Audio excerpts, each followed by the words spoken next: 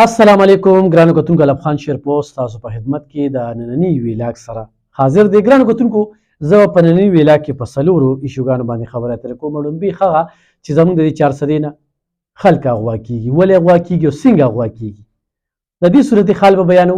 دویم آرمی چیف جنرال عاصم منیر د پاکستانی عوامو په زړونو باندې راج څنګه کوي، دا ټیم خیرو ولې دی، په دې باندې به خبرې اترې کوو. دریم یو وارې بیا په پښتونخوا کې بدامني شروع شوې ده ورسره په بلوچستان کې، او الیکشن خو هم په سر راغی او په دې کې یو شمېر فوجیان شهیدان شو، امولس شهیدان شو، په دې باندې به خبرې اترې کوو. دریم د 400 د شرپو یونین کونسل او د زیم یونین کونسل د بجلی مسله، د سیاسي خلکو خاموشي، دوی بیا ووټ غواړي، په دې باندې به خبرې اترې کوو. ګرانو کتونکو لومبي زموږ د 400 نه ورځ تر ورځه خلکه اغوا کیږي کچې مکاني ته، کوم چې په سند او بلوچستان او د پنجاب په بارډر کې یو دغه سیاسي خلکو د ځان لپاره یو بل ریاست جوړ کړی دی. خلک اغوا کوه، په لکونو کروڑه روپۍ ته اخله او په هغوی انویسټ کوه، او د دغه خلکو وړاندې ریاست ناکامه شوي دی، ادارې ناکامه شوي دي. ولې هغوی سره هغه د شکي هغه وسله او دا ډاکوان د کلونو راسي په دې ملک راج کوي. بل موږ پښتانه په شارټ کټ کې ځان مالدارو، نو لالچ خو موږ کې ډېر زیات دی، پیسې ته خو نه وي شوي د هغې دپاره.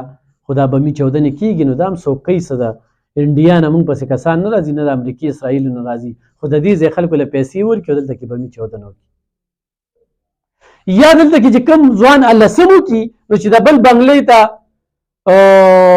وارې خطا شي چې دا بنګله څنګه جوړه کړې ده، نو یاره دا خو د پوډري بنګله ده، هلکه څنګه پوډري شو یاره، دا د عمان د لارې د پاکستان نه سعودي عرب ته او دوبۍ ته او نورو ملکونو ته دا زهریله مواد وړي، په هغې کې پیسې ګټي، دلته دا بنګله جوړه کړه. نو هغه هم به د اراده وکړي ولاړ شي، نو اکثر ته سر کټ کړي او ډېرې خویندې په دې کې کونډې شولې.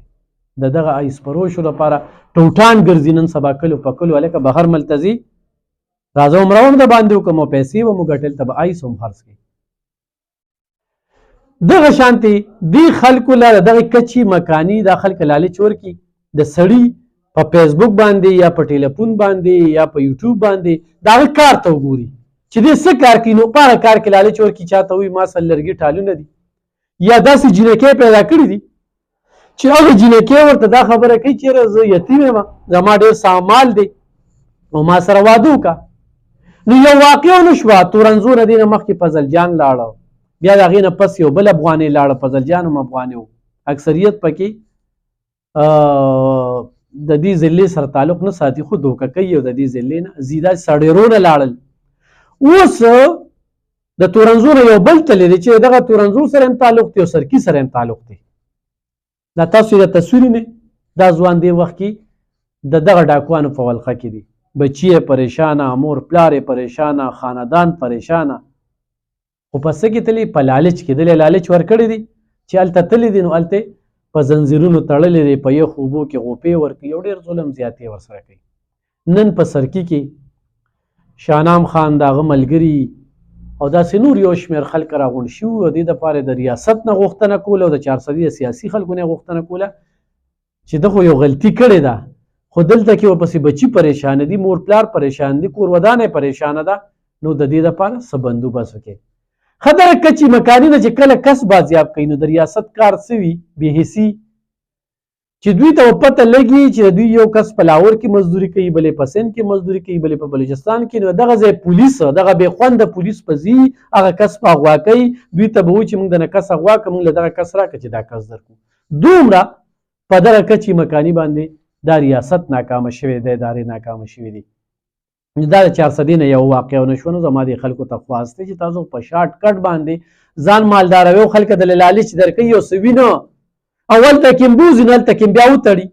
نو یو شمېر کسان په دې کې د 400 نه او داسې د پښتونخوا د نورو ضلعو نه او اکثر دا پښتانه دوکه کوي، دغه خلک په دې پښتنو یې داسې خوند موندلي، چا نه 15 لکه، چا نه 10 لکه، چا نه 50 لکه، چاته وایي د لرګو ټال مې دی، چاته وایي دوکان مې دی دا خرڅومه، چاته وایي واده کومه، د رنګ رنګ دغه کې او بس په دې طریقه باندې دغه سیستم روان دی. دویم ګرانو کتونکو را به شو نن سبا دا ډالر چې کوم دی ډېرو خلکو نه ډالر برآمد شو، په دې باندې روکتام دغه شو دا دغه آرمي چیف یو کردارو چې دغه سمګلرانو خلاف یو اپریشن روان کړی دی، یا په دې ملک کې کوم چیف جسټس راغلی دی، یقینا دې وخت کې چې کومې فیصلې د کلونو پینډنګ فیصلې چې کوم دي هغه پوری خلق کړي او په عدالت باندې یو وارې بیا ډېره موده پس د ثاقب نثار او تابندیان نه وروسته چې کوم دی اوس لږ لږ اعتماد بحالېږي. الله دې کړي چې دغه د دوی د فیصلې دغه شانتې قایمې وي څنګه چې د الیکشن اعلان یې وکړو. نو دغه سره آرمي چیف چې کوم دی دې وخت کې د سمګلرانو خلاف د غیر ملکیانو خلاف کوم اپریشن روان کړی دی، نو دې سره به زموږ په دې ملک کې به میاشت دوه چې کوم دی نورې سختې وي. اوس به بیا تیار خواره به راځي، الیکشن به کېږي او تنخواګانې به اخلي او خپلې مسلې هم بیا نشي راپورته کولی. خو دغه هم د وخت ضرورت دی ځکه چې آرمي چیف صاحب هغه د جمهوریت خواخا دی.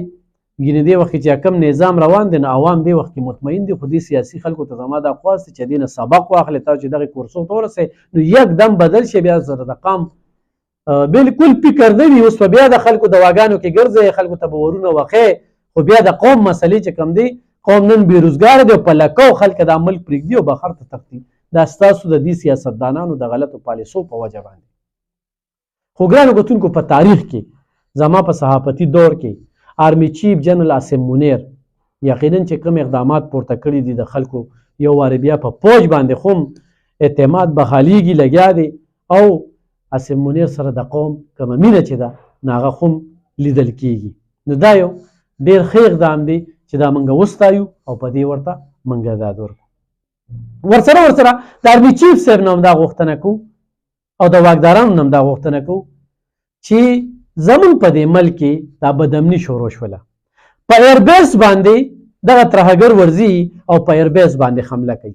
سوال پیدا کیږي چې زمونږ هغه انټیلیجنټ ادارې چې هغه نظر ساتي په مشکوک کس باندې د هغه نظر چرته لاړو چې یو سړی دومره زړور شي چې هغه په یو داسې ځای باندې ورځي په ایربیس کې 8 کسه هغه شهیدان کوي.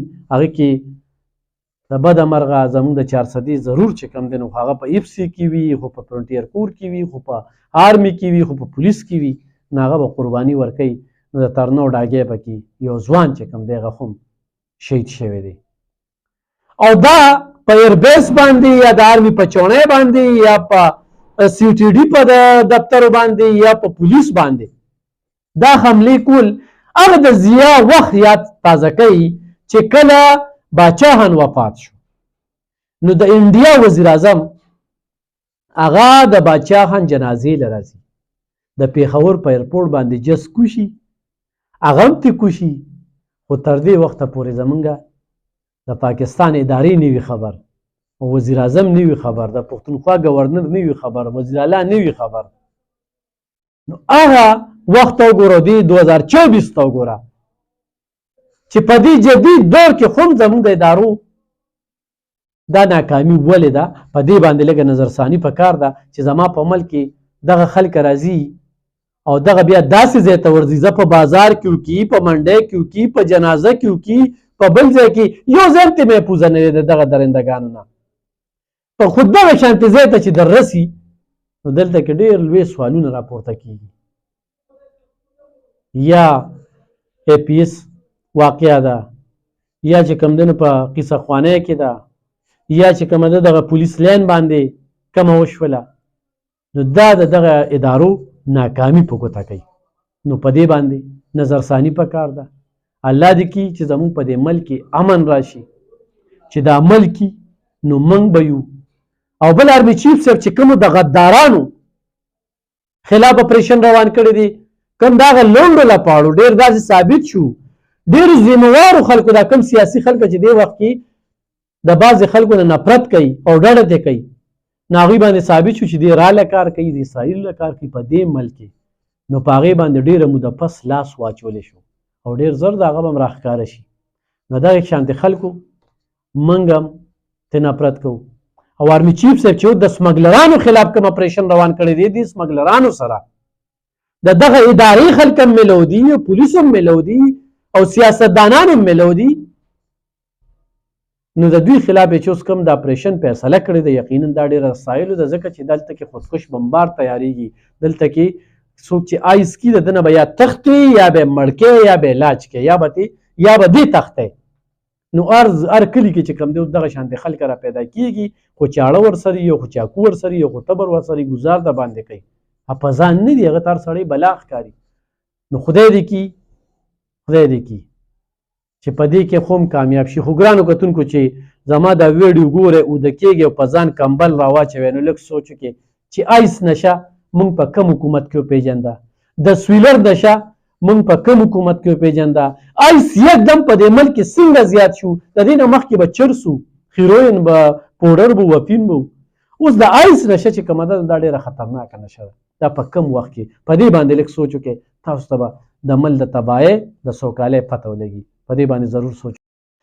ورسره یو ډېره اجتماعي مسله او ډېره مهمه مسله دې سیاستانو ته وړاندې کومه، کوم چې به د 400 نه سیاست کوي، الیکشن کې به برخه اخلي، خو تاسو ته د خپل اجرو خلک نه در رسوي، تاسو ته د خپل پیګان نه در رسوي، تاسو سره د قوم فکر نه وي، تاسو به اوس کوڅه کې ودرېږئ، خلکو نه به ووټ غواړئ، نو تاسو ته دا پته وي چې دا یوه میاشت شوه په 400 کې بجلی نشته، ګیس نشته، ماشومان سحر په ناخره باندې سکولونو ته ځي. چېرته په دې سوچ کړی دی؟ په زیم یونین کونسل کې د شپې 4 بجې بجلی راځي او مازدیګر 4 بجې ځي او صرف 1 ګنټې نه راشي او بیا 3 ګنټې نه وي.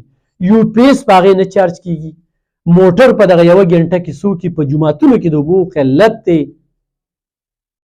تکه توره تیاره ده. هر سړي څه یو پی ایس نه دی لګولی، هر سړي چې کوم دی نو څه پلانټینګ نه دی کړی د سولر.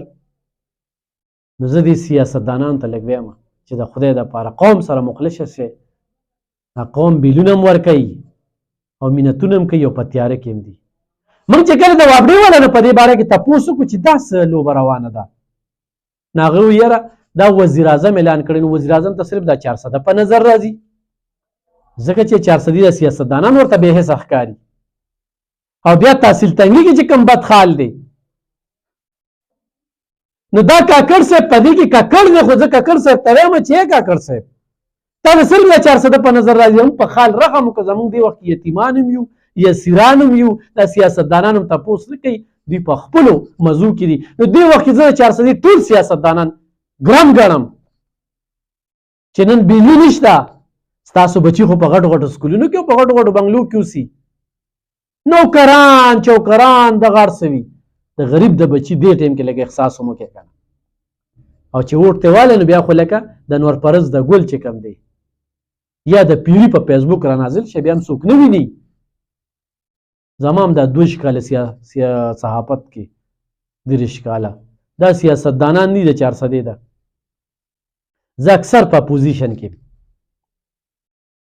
ځکه چې زه قانوني مسله راپورته کوم. نو دې 400 سیاستدانانو ما الله کلاس فورم نوکر نه کړ. ولې وي دی ما پسې وایي اجتماعي مسله روچتول دا هم نه دوی نه خوښه، دوی پسې بیا خبرې کول نه به دوی به خپلو مزو ته هلته پرېږدي. نو دې وخت کې خو به راشي سیاست وکړې، د قام زړه وګټئ. دا بجلي ولې نشته په تحصیل تنګي کې او په زیم یونین کونسل کې ولې نشته؟ نو زه دې پیګانو ته وایم چې دا ستاسو ورته میسیجونه رسوئ، نو لږ دا هم ورته ورسوئ چې قوم په مسله کې دی، قوم ته نه بجلي شته او نه ګیس شته. او غلاګان هم دا غټ خلکه کوي، غریب سړی هغه بیل ورکوي په دې ګرانه کې، په دې مزدورۍ کې. نو تکه توره تیاره ده په 400 کې په تحصیل تنګي کې. ډېر بد خال روان دی. الله دې زموږ په خال باندې رحم وکړي. الله دې دې سیاستدانانو کې د الله یره را پیدا کړي. دې کې یره نشته دی. دې وخت کې په دمپادو په دغه کې داسې ډوب دي چې بس سیاست او ووټ او خدمت او څه خدمت کوئ بغیر تنخواه یې کوئ. تاسو به اوس پاشئ سملو ته به ورسئ، تنخواګانې او مراغات او پروټوکول، ستاسو په پروټوکول څومره پیسې لګي چې صرف تاسو پروټوکول غم کې ختم کې او یو کال دا تاسو خپلې تنخواګانې وانهلې د IMF قرضه پې ختمېږي. خو تاسو قام سره مخلص نه یې، نه د قام د ګرانۍ غم د سره شته، نو د ارزانۍ غم د سره شته، نو د ترقۍ غم د سره شته، نو د سوکالۍ غم د سره شته. ټایم ته جوړه کړې ده، اوس ټای پکې کوئ. نو دې وخت کې د وابړې والا چې 400 سره کم ظلم زیاتی روان کړی دی، بیا د نگران وفاقي حکومت او بیا د سیاستدانانو د خاموشي، دا ډیره د اندېښنې وړ ده. انشاءالله بل پروګرام کې